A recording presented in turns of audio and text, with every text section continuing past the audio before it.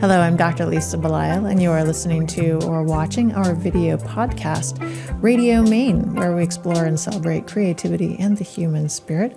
We are sponsored by the Portland Art Gallery in Portland, Maine. Today, it's my pleasure to be speaking with Aubrey Calaway, who is the director of Foghorn, which is an audio collective and co-working space based in Portland. Nice to have you here today. Thanks so much for having me, Lisa. Well, I'm excited to talk to you because obviously you and I have a lot of overlaps with our interest in audio and storytelling. And I know we met at the Portland Art Gallery because you happened to be there for an event around travel that we were working with one of our members of our community on. So I guess let's start with audio. What's so special about the talking, the listening, the creation of this kind of space that made it possible for you to want to focus on this full time in your life? We could go back to the beginning of humanity, I feel like, is where that story really begins. I mean, when you're talking about the power of audio storytelling, I think a lot of people trace it back to sitting around the fire, oral tradition, or you can trace it back even to being in the womb and the fact that, fetuses respond to the mother's voice, and that's one of the first points of contact as we have is with the vibration of a mother's voice. And so that's where the story of, I think, the importance of audio writ large starts, and why it, I think, taps into something fundamental and has been around forever and will be around forever in different forms as technology changes, of course. For me, I think the story also starts with my mom playing NPR in the car, when we were driving around, and me being in the back seat, and my sister and I playing pretend NPR. We would have our own little NPR shows, just in the back seat, kind of mimicking what we were hearing on the radio. And then, I also grew up with kind of as podcasts were growing up as a medium. And when I was, in high school, that was really when audio storytelling through this new kind of, streaming and on demand on our phone technology was also maturing. And so that's what brought me to Maine. I decided that I wanted to be an audio producer. I was interested in making podcasts. I was interested in radio, in audio storytelling and documentary. So I moved to Maine to attend the SALT Institute for Documentary Studies. I mean, there's so much about what you're saying that I really love and resonate with, because it's knowing that you were kind of evolving as a person at the same time that the medium was evolving is really important. When I was coming up through, I think so I've been doing podcasting, video and audio variations for 15 years. But when I first started talking about podcasting, people were like, podcasting? Like they had just gotten used to the idea of blogging, right. Which is it's amazing to think that we've come so far in such a relatively short period of time, and that you were there as this was happening. So how about early influences? I mean, NPR, I also grew up listening to NPR and, Nina Totenberg and Scott Simons and the great interviewers and their voices and sort of the larger stories. And that it does have an influence as you're thinking about what you want to do with your life. But talk to me about some of those influences and who in particular did you feel like I really want to be, maybe not like this person, but I can see myself going in this direction. You have to give props to, Terry Gross and the amazing interviewers who've been holding down NPR for years. And I think those are influences, even if I'm not thinking about them on a daily basis, just because they've shaped what radio is in American culture in such a significant way. But I think Ira Glass also has to be in there. I mean, This American Life set the template in a very real way and was kind of the the bridge from radio to podcasts in a big way. I think it lent prestige. They were innovating on the form at the same time that they were bringing in the kind of legacy of radio in American culture. And honestly, I think when I got to SALT and when a lot of the students that I then later taught as a teaching assistant at SALT arrive at the program, we're doing a lot of work to get them to not sound like Ira Glass, because that's just like been such a fundamental influence and has shaped the tone and the rhythm and the story structure of long form narrative podcasting, that we're having to get people to stop kind of unintentionally mimicking the way the cadence, and inflection of Ira Glass's very distinctive voice and style. And then I was also coming of age with more people who were bringing in more experimental forms into podcast as the technology, as the servers and the software were becoming democratized, and people could do it for cheaper. So shows like Welcome to Night Vale, which is still going. It's been around probably for 10 years, and it's an independent, actually fiction podcast set in a fictional like desert town. It's kind of Lovecraftian. It's like a kind of a horror, kind of surrealist story. I don't listen to it anymore, but I was listening to it in high school, and that was revelatory at the time of like, okay, it doesn't have to just be interviews or even like traditional narratives. Like we can be using audio, which is such a nimble medium, to be telling all kinds of weird stories in wacky ways. Well, I'm glad you brought up Ira Glass, because obviously that was one of my early even obsessions. Yeah. Because there really wasn't anybody else in the space. And then later on, Krista Tippett came along and she did On Being, which was a really different kind of podcast. But I also think it's fascinating to hear that you then had to help people unlearn because, it's audio. So people, obviously there's a mimicry that happens that's maybe unintentional, maybe it's intentional, but with audio, it's especially strong. So I guess that's one of the areas that I want to go with first with you, which is how do you help somebody unlearn vocalizations or even a narrative approach? How do you do that as a teacher or even as somebody who is doing what you do now that's more production and more kind of help shaping and forming the structure? Finding your own voice is hard, I think, in a lot of realms of life, but especially in podcast production. And I think your point is really good that humans are very good mimics. And so I think first you have to teach the fundamentals of storytelling, and This American Life is great for that because they've got it down pat. They know how to have a strong beginning, middle, and end. They know how to identify stories that translate in radio. They're great reporters, and they also have a very famous kind of a kill your darlings philosophy there. I mean, half the stories that they produce never make it to air. And now as a producer, I've been on the other end of that. I haven't produced for This American Life, but I know many people who have, and they're brutal over there. So they just have a really high quality that I think is worthy of mimicking in a lot of ways.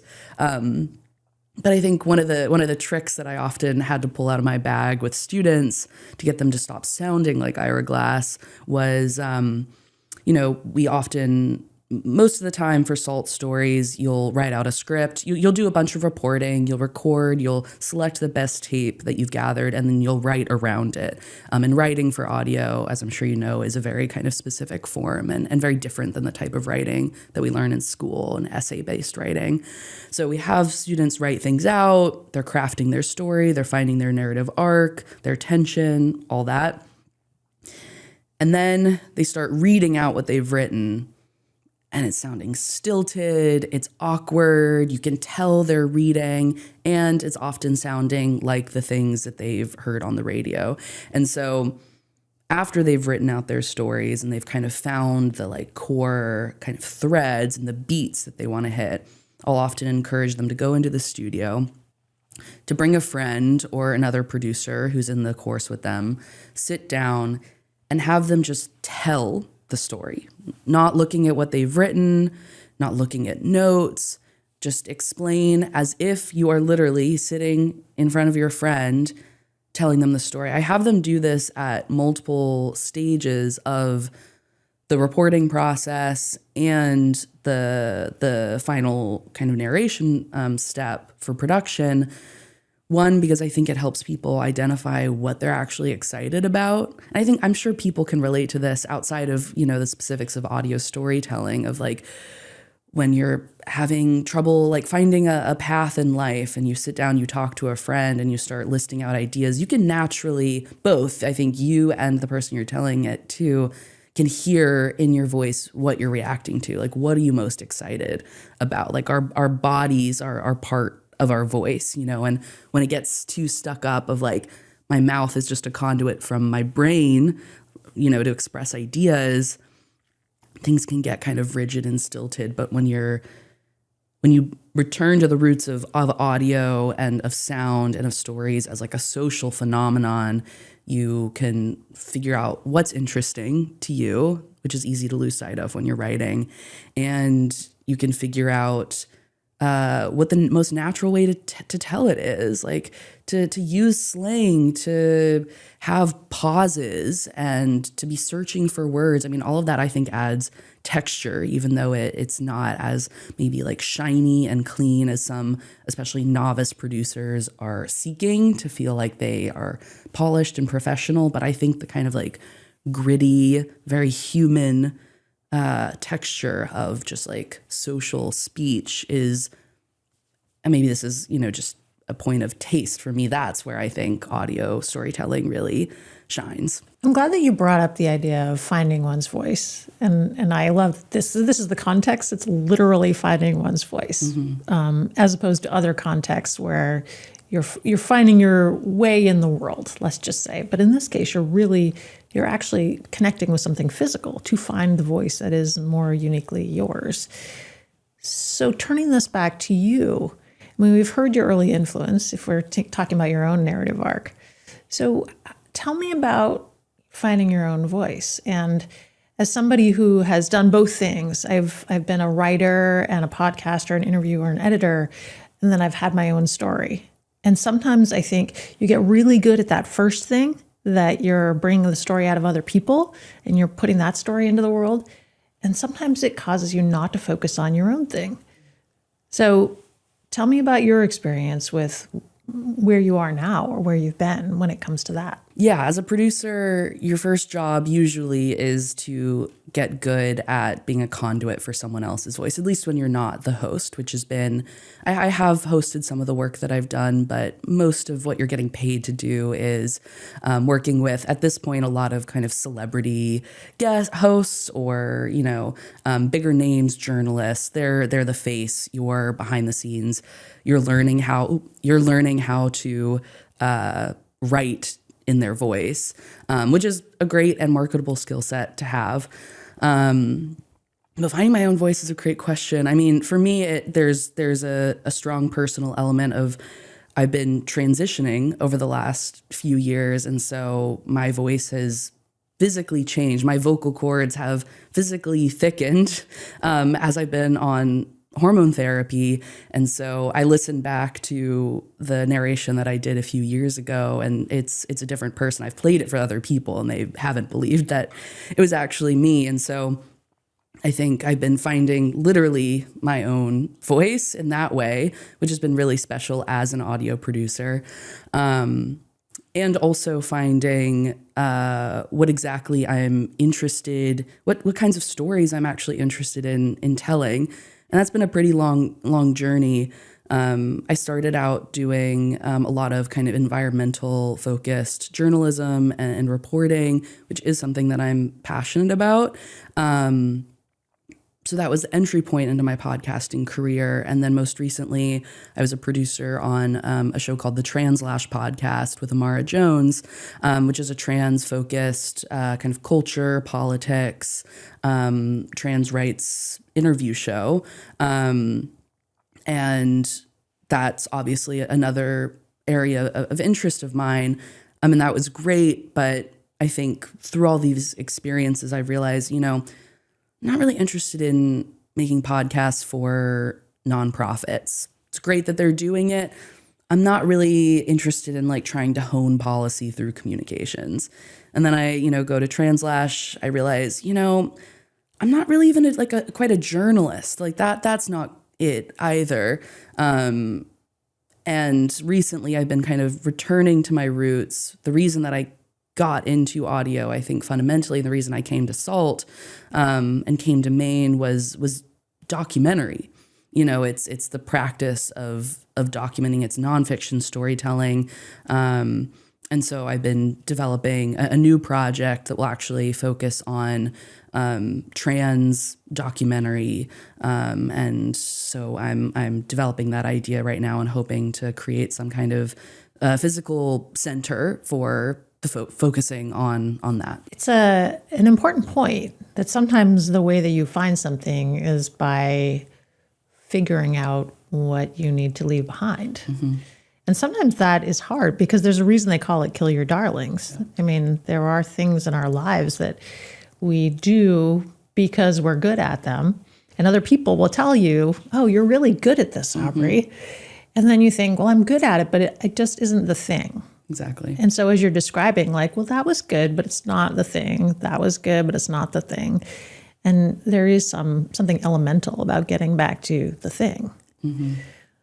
It also requires a certain amount of faith in your own ability to understand what your thing is and talk about voices. There's a lot of voices coming at us all the time from lots of different places that are going to tell us what our thing is or isn't. How do you make sure that you stay focused on what it is that you want to be exploring yourself? I mean, all of that is really true. And I think it's especially tough because the podcast industry is not in a good place right now, writ large. There was a bit of I kind of compare it to like a .com bubble burst. Like there was, I think 10 years ago, kind of a huge influx of cash and interest in what this new medium could kind of do for brands and businesses. And now that's kind of leveled off as people have realized that it's not actually that easy to make money off of podcasts. And so the industry has been in a tough place for the last few years. A lot of really talented producers have been losing jobs. A lot of really important and impressive production outfits have been folding. And now everything that we see with the Corporation for Public Broadcasting, radio is now at risk as well. So there's been a pretty intense kind of sense of scarcity in the industry, and certainly in myself as well, of like, I can't turn down work right now because there's so little of it. So I'll take anything that I'm getting paid for. And people tell me I'm good at it. And it feels good to be paid for doing something that you're good at. But it's really only been in the last few months where I've been kind of, stepping back from that and saying, all right, it's great to get paid. It's great to be good at things. But if it's not feeling right, like in your body, it's not feeding your life, then that's not what I need to be doing. And just kind of recognizing that there are life is trade-offs. There's not going to be one perfect career, one perfect job. It's about, if I'm doing this, that means I can't be doing that. And sometimes it's worth it to say, no, I don't want to be doing that. I want to keep doing a thing that is paying my bills and all of that. But right now I'm at least feeling in kind of a more risk tolerant, brave place. And honestly, I think just the chaos of the world for a time, our political moment was encouraging me to stick to what I knew, to ground myself in the like supposedly dependable and consistent. And something has switched in the last few months where I've just realized that consistency, dependability are fundamentally illusions. A job that's paying good today may not be around tomorrow. And I think the kind of decline of the podcast industry is a testament to that. Our political situation is a testament to that. So I'm interested in taking risks. And I think that's actually the exciting part of the decline of the like heavy hitters, big players in the podcast industry, like Spotify closing down several of their outfits, Audible, and even, you know, the crumbling of Corporation for Public Broadcast. All right, so the big institutions that we thought were kind of the places that we could go to that would always be funded, that would be always doing work, those aren't around anymore. So let's just make what we want to make. You know, and when there's not really much money to be made, it kind of, I think, brings back the artistic sensibility, the risk taking that made this such an interesting medium to begin with. So I'm throwing caution to the wind, I think, right now. And I can do that because I've been in the industry for a while and I feel confident in my skills. And also, honestly, because Portland is an amazing place to be an audio producer because we have so many amazing producers here. We gather in space. I help run Foghorn. We can talk more about that.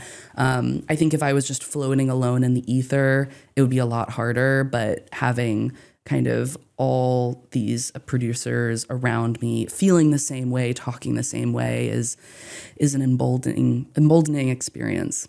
Well, I think that is a great next thing to talk about, which is Foghorn. And I wanted to offer also in reflection, just in the career that I've had in podcasting. And we started I started radio and audio podcasting, not video podcasting. Mm-hmm. So it was entirely about the sound.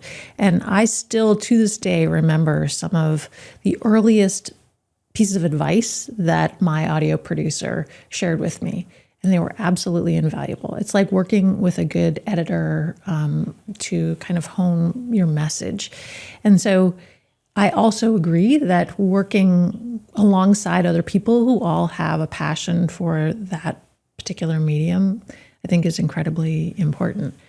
But I do think before I started doing this, it would have been easy to be like, oh, well, what do you just show up? There's a microphone, you talk. What's the big deal? So I just want to give huge props to the people who are audio producers, because I mean, I think the ones I have worked with over the years, including the current one that I work with, who happens to be my husband, who is entirely self-taught, and they have only made me better. And you can't do these things for yourself as well as you do them with other people. So that's if anybody's asking, if anybody cares, that's my deep respect for the people that you are working alongside in the collective. But now I'd like to hear now that I've given you my props, like tell me your experience, because I think it's a really important thing you're bringing up. Yeah, well, I always say that I think Portland is the best place to be an audio producer in the country, maybe even the world. I think I have a theory that we have the highest per capita audio producer rate in the country. I don't have any statistics to back that up. I think Brooklyn could maybe give us a run for our money, but we have so many people here, mostly because of the Salt Institute for Documentary Studies, which I've referenced. It's a graduate certificate program that's now run out of Maine College of Art and Design. Although it's been around for 50 years, it started as a literary magazine at a high school down east, and has kind of had this amazing arc of transformation over the years, and is now this one semester certificate program, basically an amazingly intensive program where you learn everything you need to know to be an audio producer. They also have a film track that runs alongside it.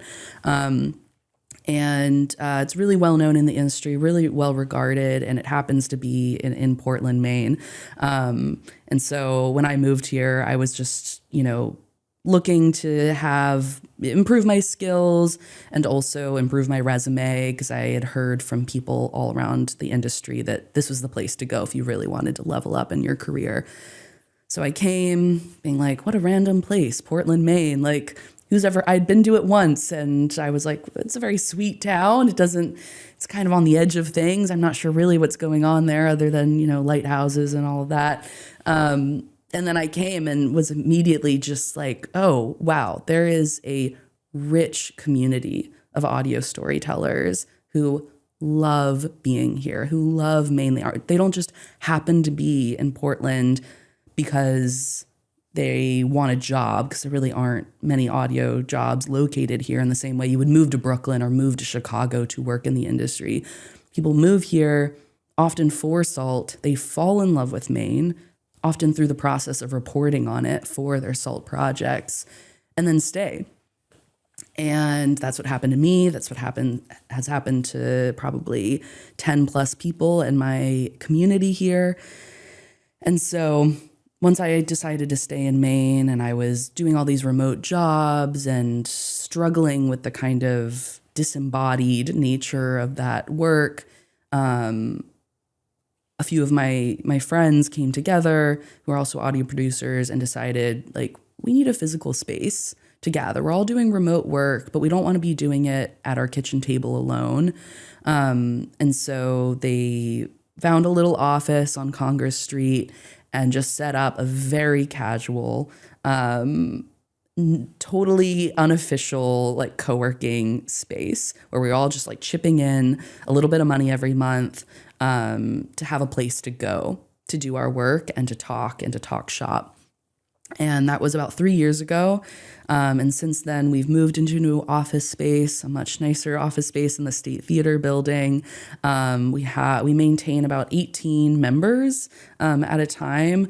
And that's not even all of the audio producers in Portland. It's a fraction of it. And so we're a co-working space. We have people coming in, doing their work every day. We also host events. We do documentary screenings. We do skill shares.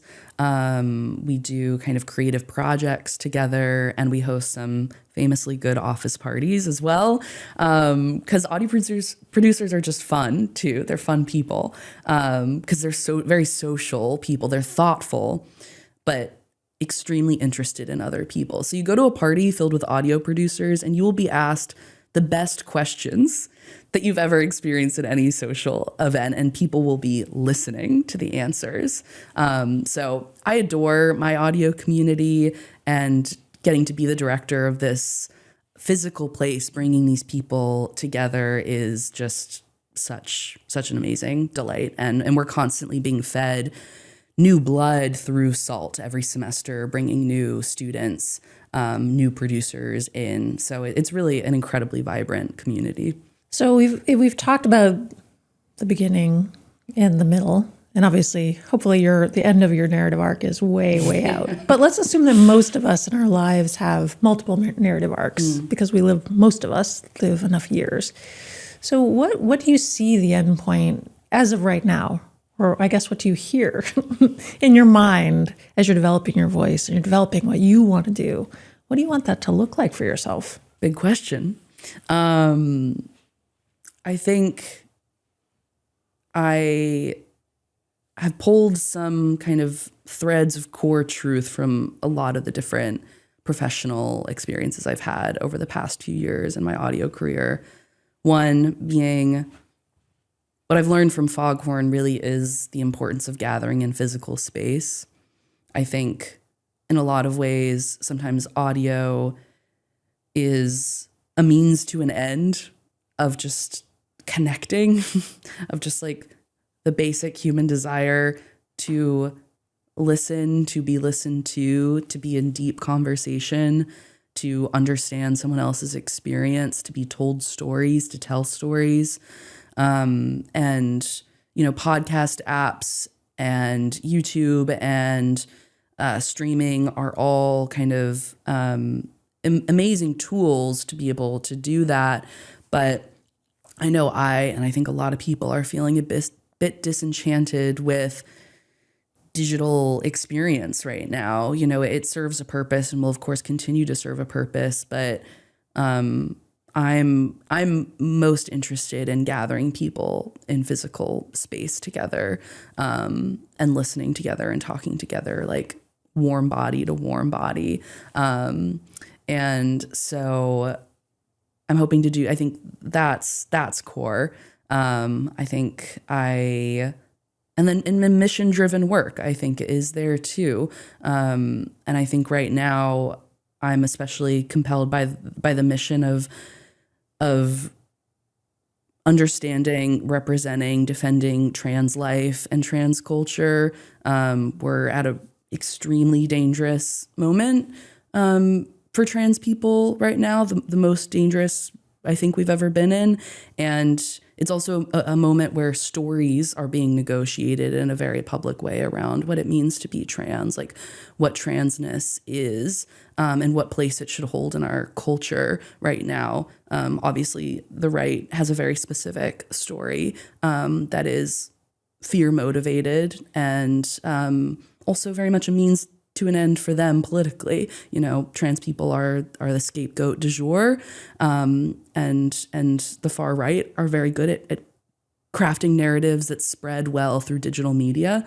And so I'm really interested in how can I use the skills that I have, the storytelling that I have, and the powerful act of gathering in physical space, of actually saying, we've had enough of the digital culture wars. It's much harder to demonize people in physical space. So I'm interested in bridging these two things, or three things really: gathering in physical space, storytelling, and the fight for trans lives and liberty. Those are big. Yeah.